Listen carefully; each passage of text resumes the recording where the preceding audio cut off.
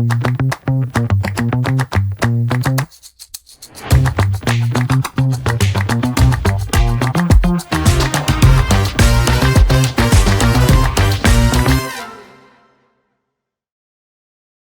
um episódio do Fala aí, SESMAC. E esse episódio é saúde pública, importante para indivíduos, famílias e comunidade.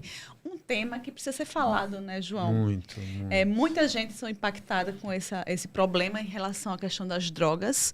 E a gente vai tratar hoje aqui sobre prevenção, tratamento, né, como lidar com situações que a gente possa vivenciar nesse sentido. Eu sou Águida Feitosa. João Sampaio. E nós estamos com dois convidados, Dois convidados, né? Temos o prazer, né, de ter dois especialistas no assunto, duas pessoas que têm uma dedicação imensa a essa missão, né? É uma missão, verdade. Que requer muita persistência, Sim. né? E um lado muito humano, né, Águida, antes de tudo, né? E é uma satisfação muito grande trazer a professora Noélia, doutor Urânio, para conversar aqui sobre esse tema e pediria, por gentileza, que vocês fizessem uma breve apresentação. Posso falar um pouco da minha história na dependência química, né? Porque a minha formação inicial na área da medicina foi a cirurgia do aparelho digestivo, mas eu tive um problema familiar com a dependência química e em um determinado momento da minha vida eu tinha que fazer uma escolha. Ou eu continuaria na área da cirurgia, ou então abraçaria esta patologia que eu já estou estudando ela há 15 anos. E aí fiz essa opção e não me arrependo. Foi muito difícil para mim essa decisão, mas hoje eu vi que eu tomei a decisão certa, porque na dependência química eu não só posso ajudar o dependente, mas posso ajudar a família e a sociedade. Meu nome é Noélia Costa, eu sou professora, fundadora do Fórum Permanente de Combate às Drogas. Essa causa me impactou devido a uma situação familiar e foi muito sofrimento à época, 17 anos atrás. Nós não tínhamos, se hoje já é difícil a informação, imagine há 17 anos atrás, nós não tínhamos informação. Então resolvi lutar pela causa como missão de amor, né? Pelas lágrimas das mães, eu sempre gosto de repetir isso porque é muito assim, tem muito a ver com o que a gente faz, né? Pelas lágrimas das mães que choram com seus filhos nas drogas, né? E eu estou aqui dando, capacitando, informando, de repente salvando vidas, tendo decepções, né? Porque é um sofrimento inenarrável das famílias. Para cada dependente químico nós temos 4 pessoas que sofrem, né? Precisamos sim que a gente fomentar, fazer com que as pessoas se interessem, né? Que as pessoas ouçam, por exemplo, um programa como esse tão importante, né? Utilidade pública até e saúde pública. Então nós precisamos fazer com que as pessoas ouçam, né, mais, né? Tem uma questão da escuta para ter informação correta, assertiva. É isso que a gente precisa ter no mundo de hoje. Nosso slogan é quem se informa não se droga, né? E é uma honra estar aqui. A gente que agradece, de verdade, assim, muito obrigada por vocês dois estarem aqui nesse episódio com a gente. Estamos já na 5ª temporada, o Fala Aí. Maravilha. E um tema tão importante. Então, assim, vocês vivenciaram a situação. Então, tem, né, além de trabalharem hoje com essa questão de combate às drogas, a informação, eu achei muito lindo o seu slogan, né? Eu acho que a questão da informação, quem se informa não se droga, né? Eu sei que é bem difícil. E eu queria iniciar esse nosso episódio, se vocês pudessem falar um pouco do panorama. Como é o panorama das drogas no nosso país, né? Quais são as drogas que devem se preocupar mais? Eu, inicialmente, gostaria de fazer um histórico para que a gente pudesse chegar à realidade de hoje. Certo. Para que você tenha uma ideia, há 15 anos atrás, 14 anos atrás aproximadamente, nós não tínhamos nenhum espaço no estado de Alagoas para tratar o dependente químico. E o dependente químico era muito estigmatizado, como é ainda hoje. A nossa luta é acabar com essa estigmatização, certo? o dependente químico era visto como maconheiro, como cachaceiro, como maloqueiro. E a gente sabe que se trata de uma doença grave, uma doença progressiva, uma doença letal e uma doença contagiosa. A dependência química, ela é um desafio para a área médica, tanto é que a medicina do século passado, ela não se debruçou de forma incisiva para que existisse um tratamento adequado ao dependente químico. Só nos anos 60 do século passado que começaram as evidências científicas, porque existiram duas figuras humanas, e eu acho que eles foram assim abençoados por Deus para poder construir o que nós chamamos dos 12 passos, que foi o Bob e o Bill, que todos dois eram dependentes do álcool. Eles construíram os 12 passos, que até hoje é utilizado no tratamento dos dependentes químicos. Não só para a dependência química, mas até para a nossa vida. É uma formatação extremamente interessante. Bem, e aí nós começamos aqui no estado de Alagoas, né, a fazer um trabalho na área da dependência química, porque não só impactou a minha vida o problema familiar, como também em 2008 eu fui secretário de Estado. Fizemos um levantamento no estado de Alagoas com o colega Sérgio Moreira, que era secretário também na época, e fizemos então um levantamento das agressões, ou seja, as mortes de jovens entre 15 e 27 anos de idade. E a maioria desses jovens morriam decorrentes do relacionamento com as drogas. E para que você tenha uma ideia, naquela época, em 2008, morriam cerca de 180 jovens por mês vitimados pela violência. Quando eu falo assim, não dá uma sensação de impacto grande. Mas se eu dissesse aqui que todo mês no estado de Alagoas caiu um avião da TAP com 180 pessoas, o impacto seria muito mais sério. Verdade. Então, todas essas coisas, né, me fizeram estudar a dependência química. E principalmente quando a gente encontra a Noélia, tá, e ela então constitui um fórum para que as pessoas adquiram conhecimento nessa área. Então, foi um trabalho muito árduo ao longo desses anos, porque a gente tenta disseminar esse programa, por exemplo, esse podcast, por exemplo, é de extrema importância para a sociedade. As pessoas precisam entender que o paciente, ou seja, a pessoa portadora de dependência química, ela é portadora de uma doença. Eu acho que isso é tão importante. Uma doença precisa ser tratada. Porque muitas vezes, você falou no início, né? Muitas vezes são excluídos. Né? São pessoas excluídas e que vai piorar a situação no momento que ela é excluída. E no momento que nós, do outro lado, vamos dizer assim, compreende que é uma doença, eu acho que é um outro olhar para a situação, né? Você vê as características da doença dependência química, com a sua cronicidade, ela é semelhante à diabetes. Quem é que vai estigmatizar uma pessoa que é diabética? É verdade? Porque a diabetes também é uma doença crônica que não tem cura, tem controle, como a dependência química. Então a gente precisa ter essa visão de que se trata exatamente disto. Né? Muito bom, muito bom. A gente precisa entender dessa forma.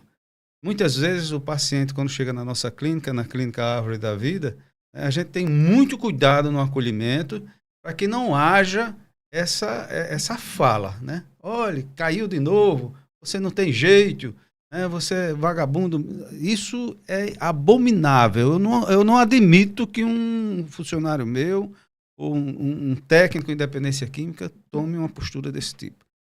O dependente químico tem que ser respeitado no âmbito da sua doença, certo? E a gente precisa, com esse conhecimento, então, estimular a sociedade, estimular o poder público a ter essa visão, porque aí a gente vai conseguir salvar muitas pessoas e a gente vai amenizar o sofrimento de muitas famílias. É esse o nosso trabalho e é essa a nossa visão. É uma luta muito intensa, né? Porque ainda existe vamos dizer assim, por trás disso tudo, né? Dessa questão do paciente, né? A questão de uma estrutura muito forte que está relacionada ao tráfico de drogas, né? Essa questão aí que é um problema imenso, né? Que é o outro lado da moeda, que eu imagino o grau de dificuldade de lidar com essas duas situações, né? Não sei assim até que ponto é como eu disse, é uma missão, né? Que esse trabalho de vocês é uma missão porque é uma luta que muitas vezes é dada como perdida, né? E não pode haver desistência desse As pessoas ideal, né? perguntavam muito a minha Noélia, como é que uma professora e um médico tá na Praça Deodoro com cartaz? É verdade. Se lembra, Noélia? Dando panfletos Dia como Internacional pode, né? das Drogas. Vivenciei, né, Noélia? Então, a gente exatamente. sente na pele, eu acho que verdade. o nosso trabalho ele se multiplica, é mais forte, né, para isso também. verdade. E pra Mas a gente iniciativa de reagir dessa forma para se colocar no lugar dos outros, né, outros, Agda? é. Isso Tem daí empatia, que é, né? Que é É, difícil, empatia, a né? questão da humanidade, né, a questão de ser humano, como o João É falou. verdade. e a sensibilidade que a gente tem quando a gente encontra um jovem recuperado, né? Pra gente não tem dinheiro que Tem uma pague. gratificação imagina. imensa, eu acredito. Aconteceu né? comigo recentemente um fato que eu fui para casa voando. Cheguei na Brooksfield, no shopping, fui comprar uma roupa para mim e tinha um jovem lá olhando para mim direto, né? Olhando para mim direto, eu fiquei até meio assim. Cismado. E aí O que será? eu comprei a roupa. Quando eu ia saindo da loja, ele veio e bateu no meu ombro e disse, doutor Urânio. Eu digo, pois não. Você não está lembrado de mim, não? Aí foi que acendeu a... Ele se tratou lá na nossa clínica e estava trabalhando na Brooksfield. Tá vendo? Que maravilha. Que maravilha, Isso né? é gratificante. Eu fui para né? casa voando, cara. É um grau de satisfação imenso. Mas Mas eu só queria, tecnicamente, falar uma coisa aqui que é extremamente interessante, que as pessoas precisam saber, é o seguinte. O dependente químico, no uso da substância, ou seja, normalmente a gente fala na dependência quando o uso ele é abusivo. Nós não estamos falando aqui do uso social. Sim. Aquela pessoa que sai com um casal, vai tomar o seu vinho, ou no final de semana toma a sua cerveja. Nós não estamos falando dessas, nós estamos falando de pessoas que estão adoecidas. E esse adoecimento ele se faz por conta de uma desorganização cerebral. Nós temos dois cérebros dentro da nossa cabeça, o cérebro antigo e o cérebro novo, que é a neocórtex. Então, a droga é impressionante. Ela entra justamente para atrapalhar essa conversa do cérebro antigo com o cérebro novo. E a pessoa, quando desarticula essa linhagem de informação, ela já não pensa mais como a gente pensa. Por isso que a gente precisa respeitar a doença. As pessoas que usam abusivamente a substância, elas perdem a realidade externa. Elas fazem coisas que depois não acreditam que fez. Por isso que existem os homicídios, o roubo dentro de casa. Exatamente. Existe uma série de comportamentos inadequados que às vezes a pessoa diz que a isso, gente não pessoa entende. É desumana, né? Mas não sabe essa questão. É a falta de informação também até para a própria Falta de família, né? informação. Que aí surge o fórum, né, Noélia? Aí Como surge- foi que surgiu o fórum? Queria que você falasse um pouquinho da atuação. Foi muito interessante o fórum, porque o fórum, quando foi em 2007, lembro-me como hoje, quando uma amiga minha, a Elba, que é do Amor Exigente, trabalha comigo, CEPA, que eu sou professora, né? Então, eu narrei a ela a nossa experiência e disse que, ó, já tenho experiência, eu tenho vontade de fazer alguma coisa, mas não sei o que fazer. E como iniciar, né? Como iniciar. Só que a Elba, ela já tinha uma experiência que ela era do Amor Exigente. E nós conversamos, ela disse, Noélia, você é uma pessoa que fala bem, você realmente existe isso em mim, porque eu já fui, assim, coordenadora de eventos e tudo, enfim. Vamos fazer palestra, vamos iniciar um grande encontro, vamos ver se a gente consegue isso. Então, eu digo, poderia ser. Aí no começo, nós ficamos pensando numa sala de aula, numa grande sala de aula, onde iríamos convidar pessoas que têm a ver com a causa, para dar palestra. Podia ser um psicólogo, podia ser um pediatra, né? E eu fiquei desenhando este momento. Só que a coisa foi crescendo. Cada vez que eu botava no papel, a coisa ficava maior. Como se eu dissesse, mas vai ser só isso, né? O que é que vai, como a gente vai? Aí, conversando com o Luiz Dantas, da Engenho Publicidade, que é nosso amigo, ele disse assim, olha, eu posso fazer uma logo para você. Aí eu disse para o fórum, mas não era fórum, veja bem. Era um início, era uma palestra. Era uma palestra, era uma coisa simples. Aí eu disse, uma logo, como assim? Ele disse, eu acho até que você devia mudar esse nome aí que você está pensando em palestra. Por que você não cria um fórum? E um fórum é uma reunião de pessoas, né? Sim. Que tem a ver, então você poderia pensar nisso. Então, aí ele disse, vou fazer a logo. Ele fez a logo. Depois, no Marista, conversando com o coordenador do Marista, que nós iríamos ficamos pensando no Marista, Aí a pessoa disse, por que você não faz no Teatro do Marista? Aí eu disse, rapaz, será que a gente vai conseguir público para esse teatro? O teatro é muito grande, né? O teatro de lá dava 500 pessoas. Eu disse, a gente está começando agora, como a gente vai conseguir isso? Consegue sim. Aí eu comecei a ficar mais curiosa e a pesquisar. Eu sempre gostei dessa história do marketing.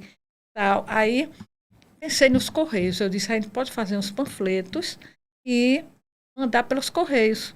Aí eu fui nos Correios, foi muito impactante o nosso início, né? Conversei com o superintendente do Correio, dei a ideia de se eu fizer uns panfletos mostrando que vai ter um evento, dia tal, hora tal, o senhor permite? Ele disse, permito. E a camisa do fórum, dá para tirar o uniforme, a gente conseguir que eles vistam a camisa do fórum, que seria interessante para a gente, que é uma causa sobre drogas. Aí ele disse, posso. Aí ele se prontificou. Aí foi assim, aí a coisa foi crescendo. Aí eu fui num lugar, fui em outro, fui num lugar, fui em outro, e comecei a divulgar. Aí eu fui nos meios de comunicação. Disse a ideia. Aí todos assim, abraçaram, disseram, não tem problema, a gente faz a chamada, a senhora mesmo pode chamar o pessoal. Eu disse, eu. Aí eu nunca tinha assim, feito daquela forma, né? Assim, tudo muito, como é que eu posso dizer? Foi um início muito mágico, eu achei. Porque no dia do evento, aí nós formamos a mesa, aí eu chamei o menino para cantar o hino nacional, Eliezer Seton, que é uma pessoa super bem. Aí eu fui formando o evento. Isso sem um tostão, sem nada, só com parcerias. Abraçaram a causa. Abraçaram né? a causa. Aí eu liguei para a OAB.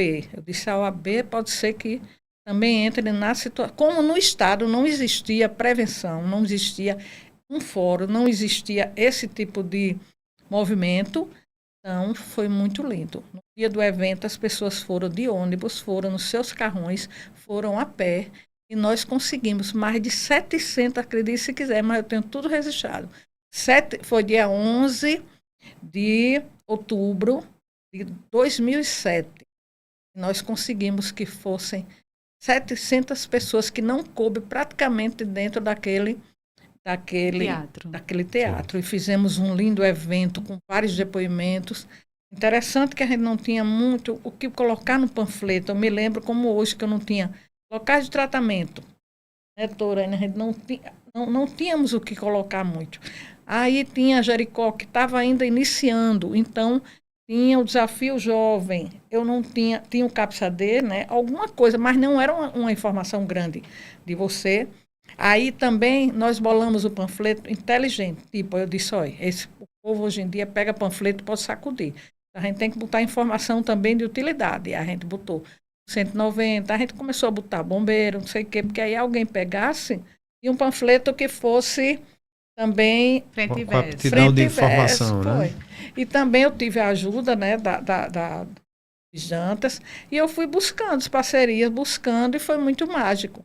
Então o fórum foi crescendo e chegamos assim, o Tribunal de Justiça abraçou, né? Nós conseguimos campanhas publicitárias. A V2 Construções, nós passamos 2 anos fazendo um projeto lá, né, com o SESI, Dr. Ronald abraçou a causa também. O Tribunal de Justiça, para você ter uma ideia, nós conseguimos implantar a justiça terapêutica, é a justiça que manda para tratamento. À época, era o juiz Adamastor, que hoje é desembargador, abraçou a causa e disse, isso a gente vai abraçar. E o tribunal, na época do Carlos Malta, que era presidente, abraçou a causa e nós criamos dentro do tribunal um núcleo de prevenção às drogas. Então, o fórum ele foi, as sementes foram plantadas. A semente plantada que foi né? crescendo várias. Foram mudas, crescendo. Vamos dizer assim, foram várias mudas, né? Várias. E as pessoas, até hoje, assim, o nosso fórum, esse ano ainda não fiz, porque durante o ano eu faço 2, 3, 4 grandes fóruns. Aí eu tenho que ressaltar aqui também Robson Rodas, que é nosso parceiro, que cede a sala de cinema para a gente fazer os eventos. Nós trazemos pessoas de fora, Ronaldo Laranjeiras, como vai haver um evento agora, que o doutor Urânio está fazendo, junto com a equipe, né? E nós estamos participando também. vamos dizer assim, nós fomos buscar o melhor no Brasil, tanto aqui no estado como no Brasil, né? E cada evento que eu fazia um tema diferente. Tinha que ter criatividade, né? Além da criatividade, a gente tinha que ter público. Então, o que eu pensei nos certificados, né? Para que as pessoas fossem, os universitários, e tivesse aquela hora-aula. E o doutor Estácio era nosso parceiro, assim, olha, vou fazer a sua digital para você ir nas salas, conversar, os professores, a maioria dos professores, eu fiquei muito emocionada que uma vez eu cheguei na faculdade e tinha um professor que era meio fechado, né? E eu com meus panfletos e os cartazes para colar, a gente mesmo ia pessoalmente, né? Como o doutor Urânio diz aqui, a gente foi para as ruas e tudo. Então, eu gosto de ir pessoalmente, mesmo com essa história da internet, mas eu acho que isso aí é muito importante. A presença, o né? olho a O olho. olho a olho é fundamental verdade, mesmo, é concordo verdade. também. Agora, pensando, tipo, é um movimento importante, você trouxe um movimento para Alagoas, né? E algo que não existe, então as políticas públicas em relação a isso. Como é que funciona hoje? Eu queria até entender, né? Eu sei que naquela época talvez fosse bem, não existisse, continua do mesmo jeito, evoluiu, não evoluiu. Eu queria também voltar àquela pergunta do panorama. Como é a questão do panorama de números, assim, de drogas em relação à questão ou de estratégias ou de realmente de pessoas que passam por esse processo? E quais são as drogas que mais devem ter cuidados? Não sei, né? Eu acho Queria que vocês aí a falassem gente um pouco, né, João? abrir esse parêntese, né, para saber como se dá, né, estatisticamente, assim, quer dizer, de uma Isso. maior forma, não em números especificamente falando, mas como se dá essa imersão no mundo das drogas, né? O que é que leva. o que é que não se deve fazer para não entrar nesse corredor, né, que pode ter um final muito infeliz, né? Veja bem, a gente precisa pensar que a dependência química ou a patologia da dependência química é uma doença assim extremamente difícil para você tratar, porque ela está no mundo da subjetividade. Então, para você dizer o que é que faz a pessoa entrar para o uso da droga, é a curiosidade, certo? O filho com 12 anos, 13 anos de idade, vendo o pai bebendo dentro de casa, ficando mais alegre, ou um ídolo dele que antigamente a gente via aquelas propagandas de cigarro. Isso. As pessoas, essa curiosidade leva. Agora, o interessante é que tem organismos que heredam pelo caminho da dependência e outros não. E a medicina não sabe explicar qual o organismo que vai ser dependente. E varia também com a droga? Tipo, pode ser que... Não, a dependência ela pode ser instalada por qualquer coisa que estimule o centro de recompensa cerebral. Um neurotransmissor que tem no cérebro que chama-se dopamina. Então, ele é estimulado. Tem pessoas que têm um autocontrole desse estímulo e outras não conseguem ter esse tipo de controle. Para que você tenha uma ideia, 12% da população brasileira é dependente. Você tem 200 milhões de habitantes aproximadamente. Então, aí seria 120 mil, né, que teriam 20 milhões, né? 20 milhões de pessoas no Brasil todo. Então, verifique o seguinte, essas pessoas, elas têm, né, que começar a fazer o uso normalmente nesse período da infância, que é o período onde o nosso cérebro está maturando. As conexões cerebrais, né, elas começam a se organizar entre os 12 e os 21 anos de idade. E é justamente nesse período que a droga entra. Quando ela entra, ela dificulta essa organização. E aí a gente fala drogas lícitas e ilícitas. Claro, que é a pior droga. E principalmente aquelas que são mais pesadas, que eu vou para a sua pergunta. Tá. Né? O que acontece? Aquelas drogas que tem um tempo mais curto para levar a pessoa a uma alteração, são essas drogas que são mais potentes, certo?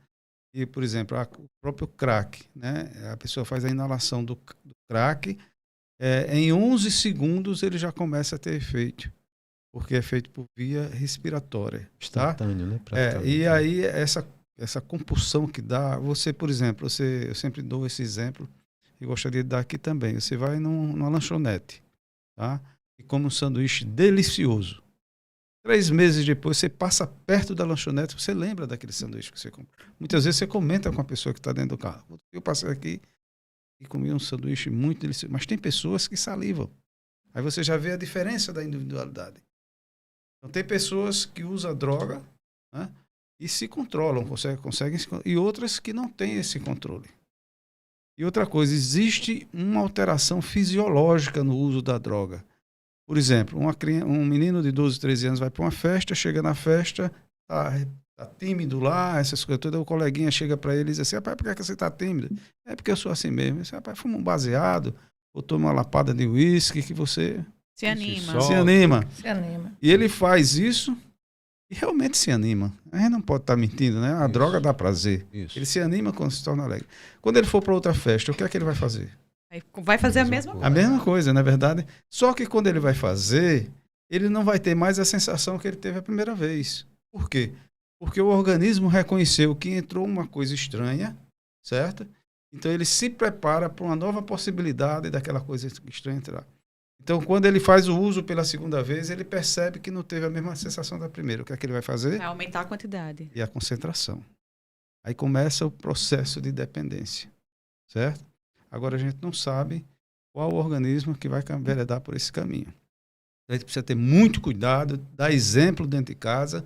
Não pode festa de criança de 1 ano, 2 anos de idade, o pai comprar 4, 5 caixas de cerveja para beber. Os adultos. Para os adultos é festa de criança, não é verdade? Então esses cuidados são inerentes para que não haja um aumento excessivo da dependência, certo? E assim, há também os meios de comunicação, a própria imprensa precisa tomar cuidado com isso. Isso que a gente está fazendo aqui é extremamente importante para a sociedade. Eu até congratulo a SESMAC, que tem essa preocupação, inclusive é nosso parceiro no primeiro INDEP que vai ser feito na cidade de Maceió. Vários profissionais que vão vir palestrar aqui sobre dependência química. É um momento ímpar. Por quê? Porque há 5 anos a gente trabalha na construção e formatar um ambiente específico para tratar o dependente químico, envolvendo Ministério da Saúde, Ministério do Desenvolvimento Humano, Conselho Federal de Medicina, e a gente conseguiu construir esse modelo. Inclusive, nós temos um modelo desse aqui no estado de Alagoas, em Paripoeira, na Clínica Árvore da Vida. Certo? Agora, as pessoas precisam conhecer esse modelo. E o INDEP vem justamente para isso, para mostrar que a dependência química é uma doença que é tratável e que pode melhorar consistentemente, né, o relacionamento familiar, o convívio familiar. Porque eu tenho vídeos que são assustadores. Você vê o jovem buscando debaixo da cama alguma coisa para tirar para vender, para poder fazer o uso. É terrível. Para você ter uma ideia, nós temos prazer. Quando você é estimulado por um prazer, os seus neurotransmissores, ou seja, seu metabolismo cerebral, aumenta em até 100 vezes. Quando você usa a droga, ela aumenta em 1000 vezes. É uma bomba que você bota dentro de si. Certo? Então, essas coisas, né, as pessoas precisam entender a dificuldade que existe a partir do momento que você desconcentra ou que você desorganiza o cérebro da pessoa. Para reorganizar esse cérebro é difícil, não é fácil. Então, a pessoa, quando faz opção para usar droga, ela primeiro tem uma alteração de comportamento. Se ela continua usando a droga, ela vai ter comorbidades psiquiátricas. Certo? O que é? Por exemplo, todo mundo tem medo, todo mundo tem alegria, né? Todo mundo tem ansiedade, mas a exacerbação do medo, que é o pânico, é uma doença, é uma comorbidade. Tá? Até a comorbidade, a gente consegue trazer o paciente para a normalidade. Passou da comorbidade, ele se torna um doente psiquiátrico e não tem mais jeito. Ele vai morrer com aquela doença. Certo? Ele vai morrer tomando remédio. Que o senhor diz em que sentido? Esse limite é tênue. É aquela pessoa que já tem a dependência ou aquela que ainda não tem? Uma pergunta até que eu ia fazer é que o uso contínuo, né, ele pode gerar dependência mesmo daquelas pessoas que não têm essa predisposição? Pode, porque a partir do momento que tudo na vida, se você faz uma coisa repetidas vezes, no mesmo horário, você termina sendo dependente daquilo que você faz, certo? Para você desconstruir aquilo, você tem que ter uma vontade, você tem que ter um desejo, você tem que ter uma forma consciente de que aquilo ali não está lhe fazendo bem. E aí você trabalha essas questões na área da psicologia, na área da medicina, para reverter esse quadro. É o caso do problema do jogo. Sim, também. Certo? Né? Do O jogo. jogo O jogo também é uma é um dependência. vício. É um vício. E assim, Você não entende como é que uma pessoa está perdendo e Tá continua continua jogando. jogando, né? Porque ela está adoecida, né? verdade. E às vezes, né, a pessoa pensa que não é dependente.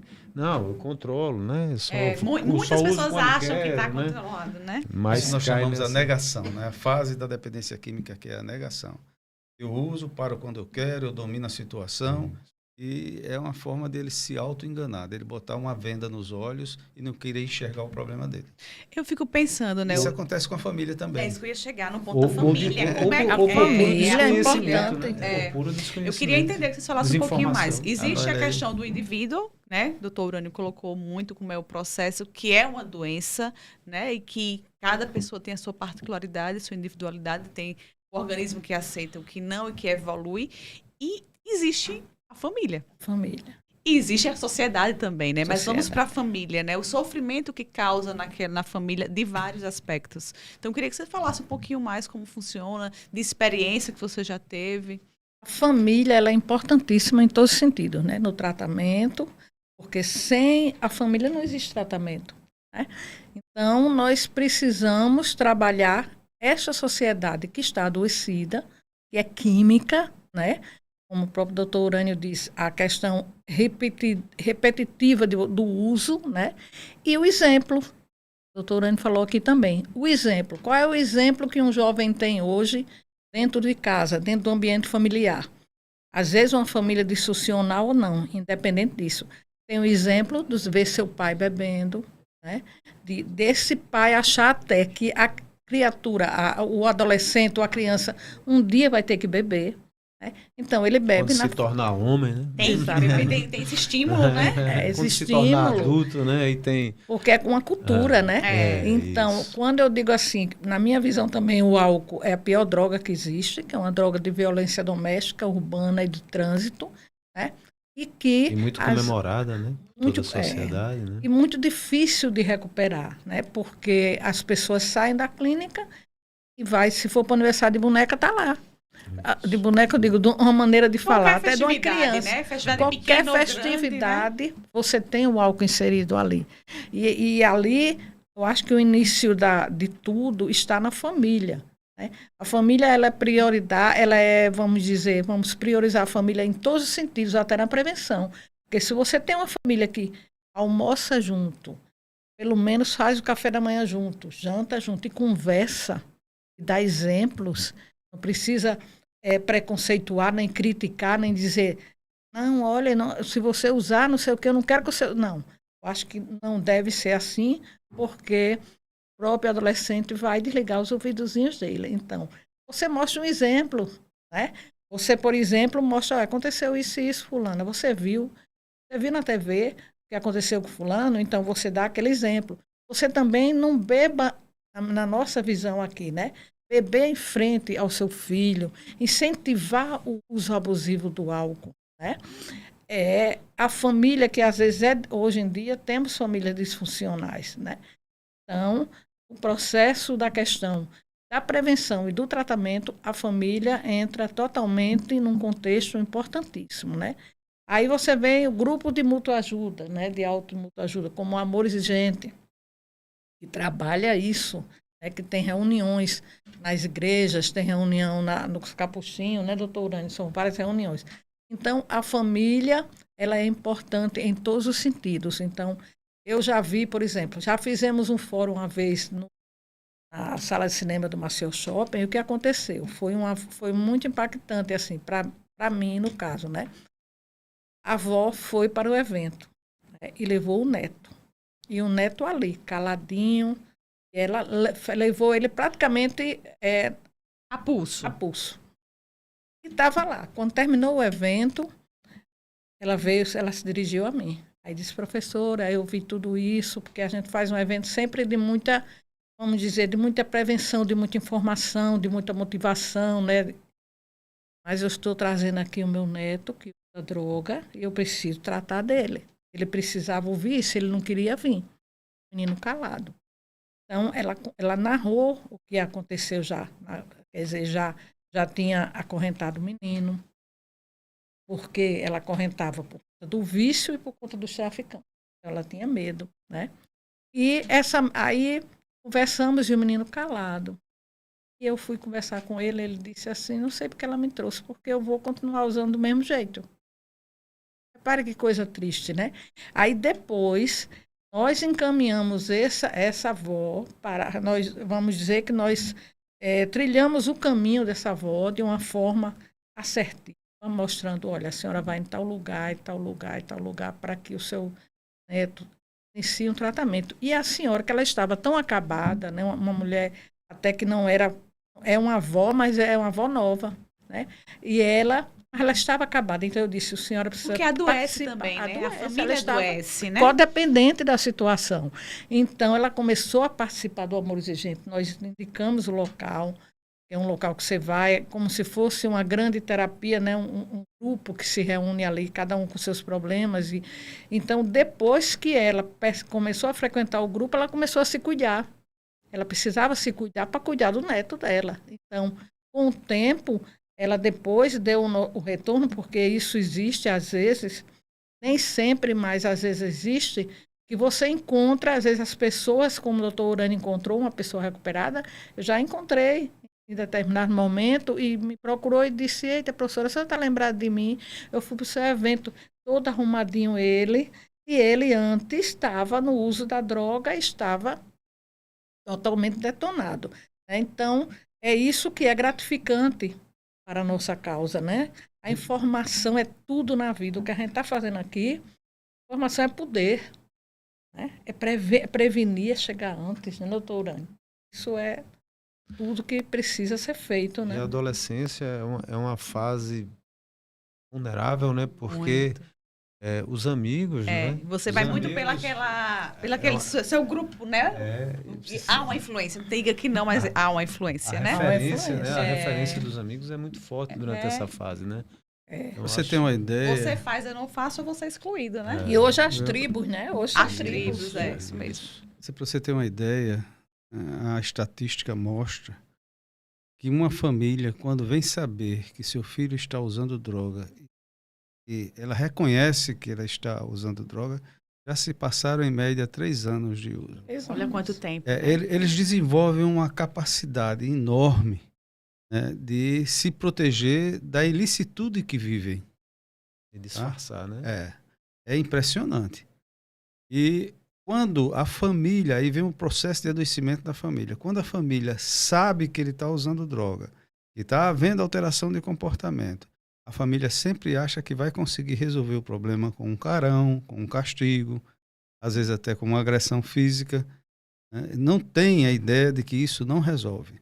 E aí o que é que acontece? A família leva, em média, 7 anos para poder definir um processo terapêutico com internação. E isso a gente faz um trabalho muito interessante para a gente reduzir esse tempo. Porque normalmente se passam 10 anos para se decidir processo terapêutico em internação, certo? Se a gente consegue reduzir esse tempo, tá? Se a gente consegue tirar a venda da família, porque normalmente quando sabe, quer esconder, não quer que os vizinhos não querem. Isso que eu ia falar, é outra situação, né? A situação... É algo que você esconde, deixa ali guardado, sofre muitas vezes sozinho com aquela situação, né? Não pode, tem que pedir ajuda a profissionais que saibam lidar com essa situação. Então, normalmente esses pacientes vão para a clínica e a gente tem um tempo médio de tratamento de 6 meses. Quando acontece 2, 3 meses de tratamento, que o menino está saudável, está falando, está com outra fala, aquela confusão que eu falei para vocês da conversa do cérebro na tribo com o novo deixa de acontecer, aí a família diz, meu filho está bom. Aí tira. Não deixa a conclusão do tratamento. Porque a família se acha muito culpada. E, na realidade, o internamento, principalmente ele involuntário, necessário, ele dói. Porque não é fácil você ver um filho seu sendo levado para uma clínica, para um tratamento desse povo.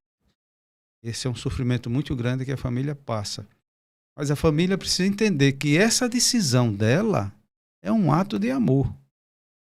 Certo?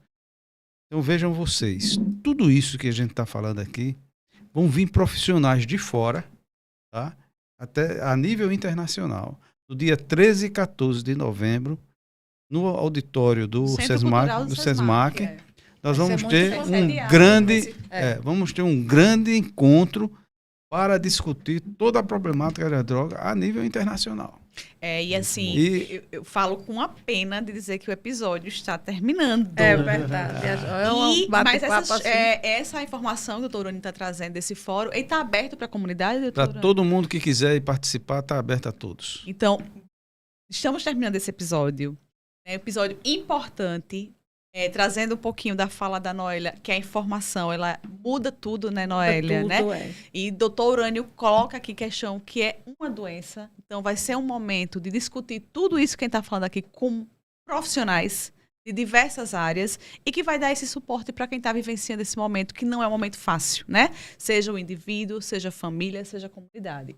Queria de verdade agradecer. É uma pena que o tempo acabou, mas a gente vai ter outros momentos. Queria parabenizá-los de verdade por esse trabalho, missão, por essa missão. É. A gente agradece muito mesmo a participação de vocês e a gente geralmente termina nosso episódio com um brinde aqui. Com um brinde. Fala aí. Quem se informa não se droga. Isso. Mais um episódio do Fala aí, SESMAC. Fala aí.